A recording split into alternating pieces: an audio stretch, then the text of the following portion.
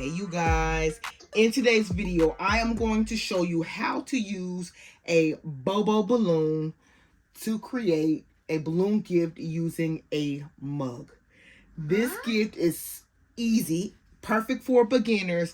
You guys, if you don't know me, I love balloon gifts, okay? That is my thing. That is my favorite. And this particular balloon came from TEMU. Go ahead on TEMU. These balloons are so pretty, so easy to use, and I am going to show you how. And she would like to tell you something. Yep. Please subscribe and hit that like button. Please, thank you.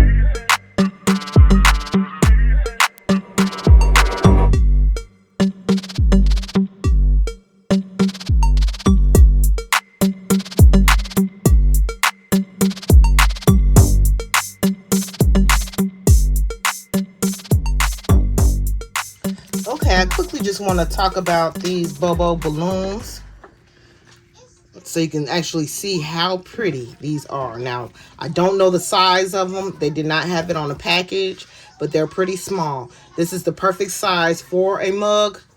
If you can see, again, these are from TEMU.